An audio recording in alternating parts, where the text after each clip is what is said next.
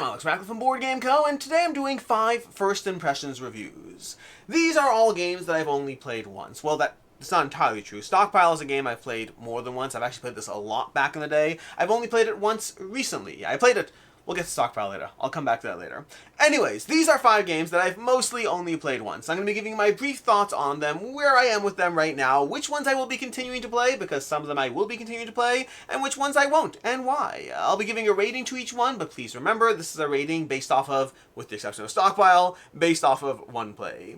Before we dive into the games, reminder that this channel is sponsored by Allplay. If you're interested in any games, you can go ahead and check out allplay.com, where you can check out games from both Allplay, as well as their partner publishers, and if you are in the US, you can get them all for $4 flat rate shipping for a whole lot of great games. With that said, let's go ahead and dive into these. Let's start with Stockpile. Let's get the exception out of the way first. Stockpile's here because I realized I never really reviewed this on the channel, and so I played it recently, and I was like, you know what? I never actually, I used to play this a lot back with my group. I used to play this a lot with my group back in the day.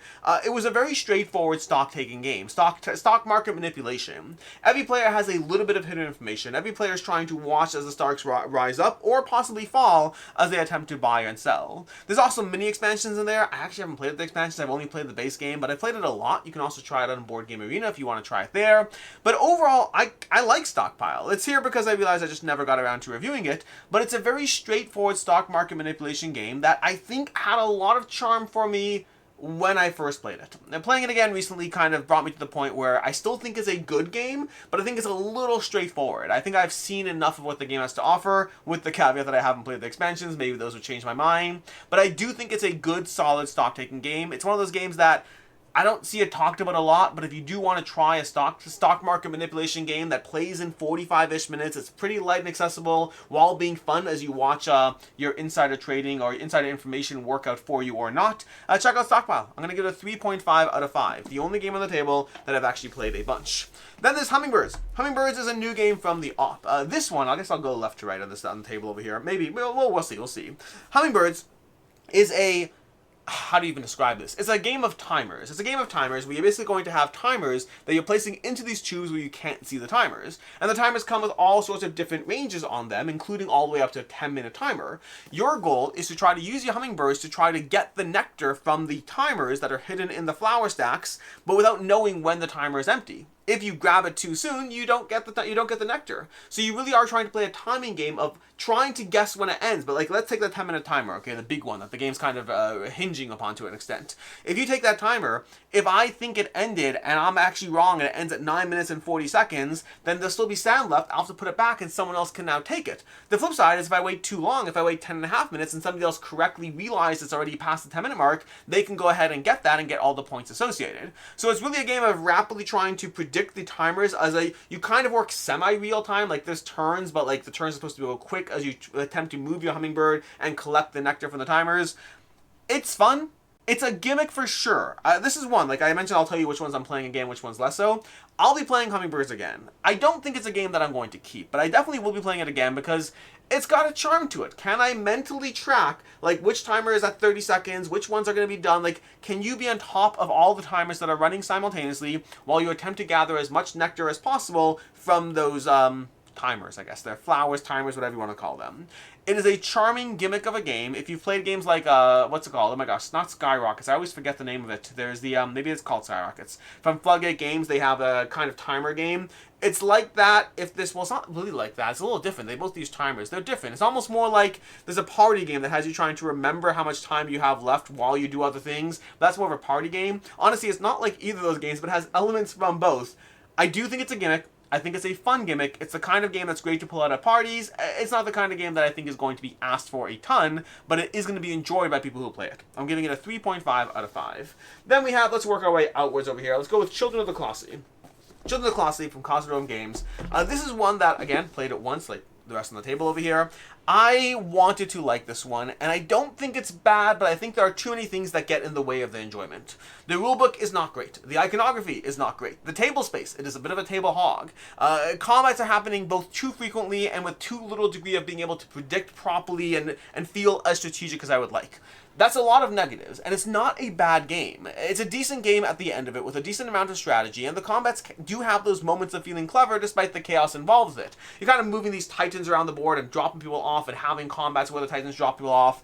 It is a fairly unique area control game with some things that make it kind of stand out in a crowded space, but I think that with so many amazing area control games out there, there were too many things that got in the way of it feeling like a smooth, streamlined experience. Like, this is the kind of game that I almost want to say if they made a second edition, but I don't know if it changed. I don't know if the bones are solid enough for me to love it. It's not a bad game. I would give it a 3 out of 5. The problem is a 3 out of 5 on a longer area control game in which I otherwise could be playing Inish or DEI or Blood Rage, or any of those. That's a death blow. For me, I will not be coming back to Children of the Colossi. Unfortunately, it's not that it's bad, it's that Hummingbirds takes 10-15 minutes to play, and that's an easy, fun experience to dive into, and Children of the Colossi is like an hour and a half on the low end. It's probably 2 hours plus to play it, and it's just not good enough for the amount of time it takes to play. So a 3 out of 5, I will not be diving back into it. Then we have Paranormal Detectives. Paranormal Detectives is another old one over here. I have kind of like Stockpile and Paranormal are older. The rest are relatively newer. Paranormal Detectives is from Lucky Duck Games. Is it from Lucky Duck? Yeah, it's from Lucky Duck Games. And it's basically a hidden communication game that has a fully cooperative mode. I play the competitive mode. That seems to be the main way to play. But basically, you are ghost detectives communicating with the victim. You're going to have a story card. The victim draws a story card, so I'm just going to make something up. The victim was poisoned because he owned a bank and he didn't want to leave anything to his new wife, and so his wife poisoned him. Like, you have this whole situation. Where did he poison him? In the parlor, whatever it is. You kind of have the why, the who, the how, all these questions you're trying to ask as to what happened. But you have a story card that really gives you all those pieces of information.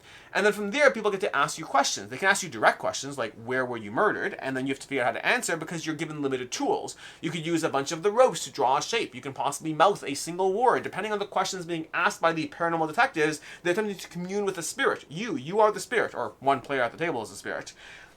It's charming. It's not the best game played like this. I enjoy games like Mysterium. I think is a better implementation of this from a pure strategic standpoint. But there is something quirky about the kind of trying to figure out how to ask your ghost questions with the medium and all the rules in play that limit the way they can communicate. It's a charming game. I will definitely be coming back to it because my kids enjoyed it very much, and I had fun along the way. I think it is limited in how much I enjoy it. There's a lot of stories, and apparently there's even more online if you want to play them. It's a good enough game. It's a good enough game that I had fun with. I give it a 3.5 out of 5. It's a good enough game. I will be going back to it, and it's not bad, but I do not think it will be a keeper forever, unless my kids refuse to let me get rid of it.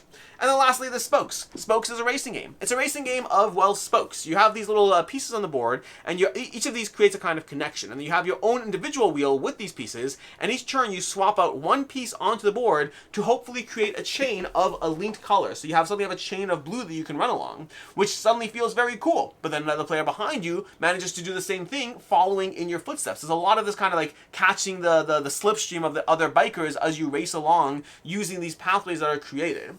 At first, the game is pretty straightforward. It's a fun game of you replace a tile and you keep moving. But then as you start to play it more, you're like, okay, and when I say play it more, I played it once. I mean, as you get halfway through the game, you're like, there's a lot more strategy here in terms of thinking through several moves in advance to make sure you have the right colors at your disposal to be able to follow. Because if there's a long path of white, but you don't have a white tile, you cannot cross that path. So there really becomes both creating the path, disrupting the path for other players, learning when to jump ahead, learning when to follow behind because you get to flip a tile and get an extra wild move. There's a lot of strategy around how to actually approach it, and it's very quick. Teaches in 5 minutes, plays in like 20. What does the box say? Does the box say 20? I'm curious what the box says. Box says 30 minutes. Honestly, I mean, it plays up to 6 players. I guess a 6-player game would be 30 minutes.